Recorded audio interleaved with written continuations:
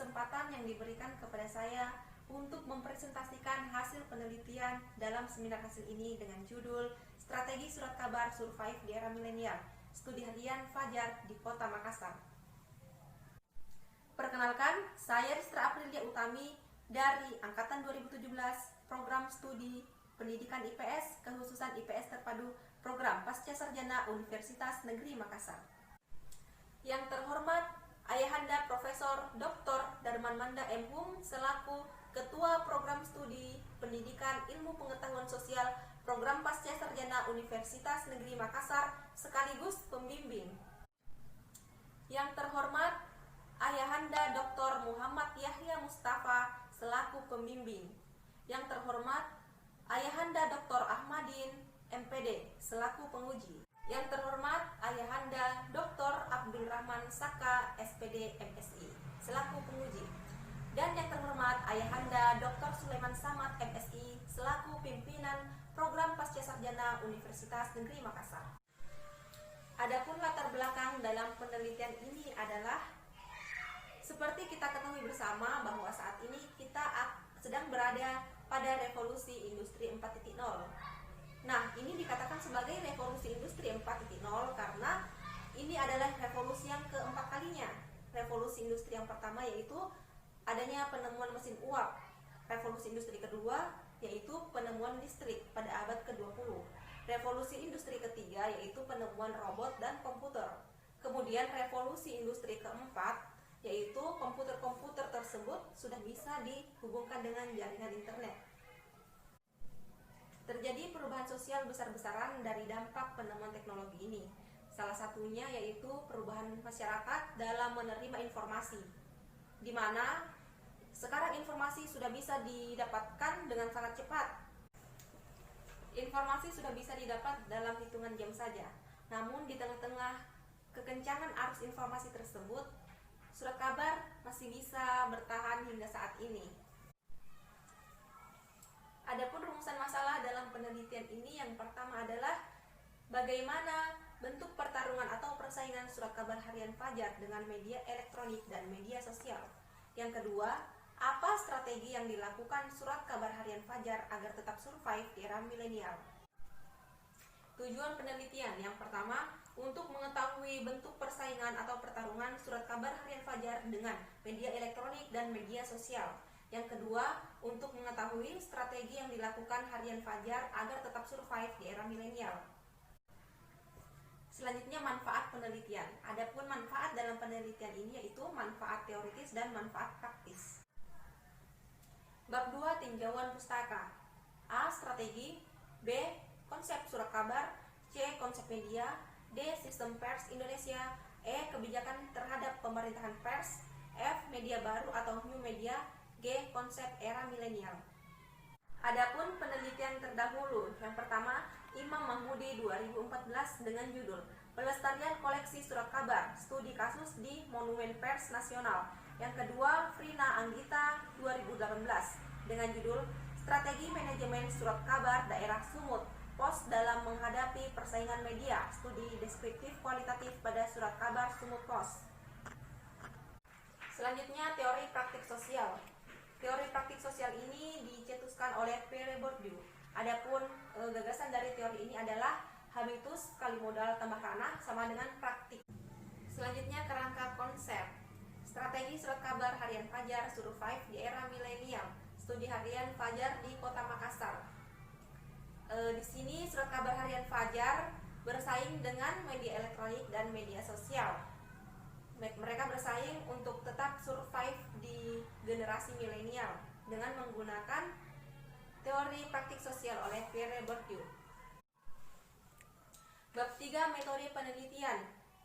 Jenis dan lokasi penelitian. Adapun jenis penelitian ini adalah deskriptif kualitatif dan lokasi penelitian adalah di Jalan Urip Sumoharjo nomor 20, Gedung Geraha Pena, Kota Makassar, Sulawesi Selatan. Adapun informan dalam penelitian ini adalah sebanyak 8 informan, 5 informan dari pihak harian Fajar dan 3 informan dari generasi milenial. Bab 4, hasil penelitian dan pembahasan. Adapun hasil dalam penelitian ini yang pertama adalah bentuk pertanyaan pertarungan atau persaingan surat kabar harian Fajar dengan media elektronik dan media online.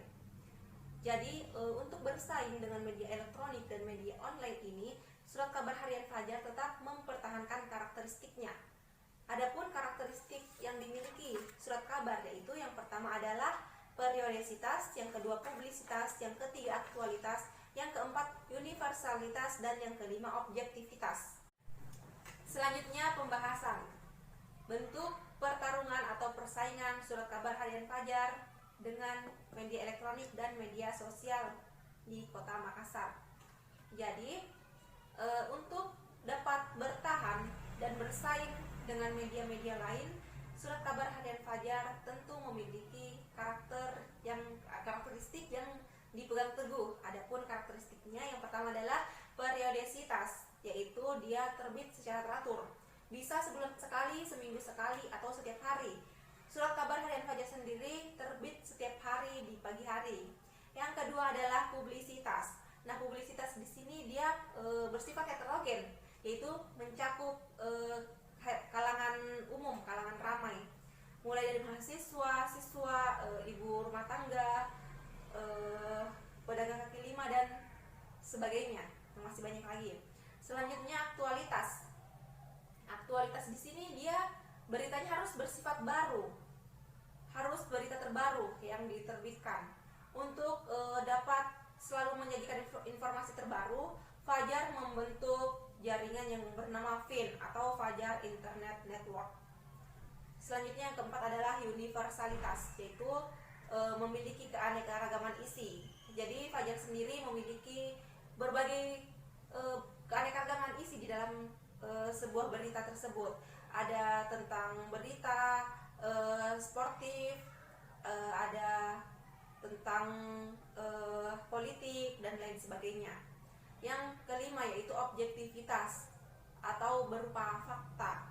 Jadi Fajar sendiri menyajikan berita apa adanya, berupa fakta yang ada di lapangan. Selanjutnya yang kedua yaitu strategi yang dilakukan surat kabar harian Fajar agar tetap survive di era milenial. Jadi untuk bisa survive, strategi yang harus dilakukan adalah ada 4 modal yang harus dimiliki untuk sesuatu itu bisa survive. Yang pertama yaitu modal budaya. Jadi di dalam surat kabar ini yang dimiliki dia memiliki modal budaya, yaitu di mana surat kabar harian Fajar ini konsisten untuk menampilkan modal budaya setiap hari Minggu. Terus yang kedua adalah modal sosial. Nah, modal sosial ini adalah yang didapatkan oleh surat kabar harian Fajar, yaitu memiliki modal sosial berupa kepercayaan dari pembaca. Jadi pembaca sudah percaya dengan berita-berita yang disajikan oleh surat kabar harian Fajar. Yang ketiga adalah modal ekonomi.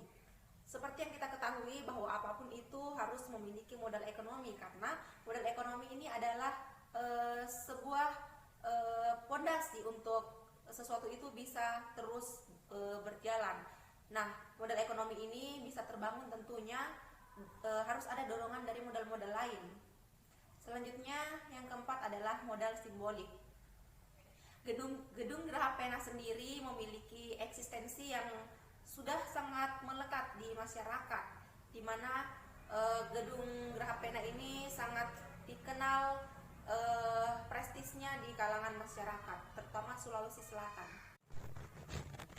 Bab 5. Kesimpulan dan saran. Adapun yang menjadi kesimpulan pada rumusan masalah pertama yaitu mengenai bentuk pertarungan atau persaingan surat kabar harian Fajar dengan media elektronik dan media sosial adalah yang pertama yaitu periodisitas. Periodisitas di sini Fajar terbit setiap hari pukul 6 pagi. Yang kedua publisitas. Publisitas di sini Fajar mencakup masyarakat heterogen. Yang ketiga adalah aktualitas. Di sini Fajar selalu menyajikan berita-berita terbaru. Yang keempat adalah universalitas, di mana koran Fajar mencakup keanekaragaman isi. Yang kelima objektivitas, yaitu objektif atau menyajikan tentang berita yang benar. Selanjutnya, adapun kesimpulan pada rumusan masalah kedua yaitu mengenai strategi yang dilakukan harian Fajar agar tetap survive di era milenial. Yang pertama yaitu adalah modal budaya, di mana koran Fajar sendiri tetap mempertahankan kebudayaan dengan cara menampilkan halaman khusus yang membahas tentang budaya pada hari Minggu.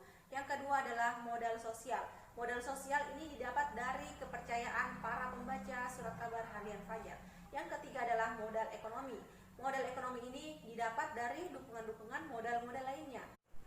Selanjutnya modal simbolik. Gedung Geraha Pena sendiri memiliki eksistensi yang sudah sangat melekat di kalangan masyarakat, terutama di Sulawesi Selatan. Demikianlah presentasi hasil penelitian dari saya. Jika terdapat kekurangan mohon dimaafkan. Wassalamualaikum warahmatullahi wabarakatuh.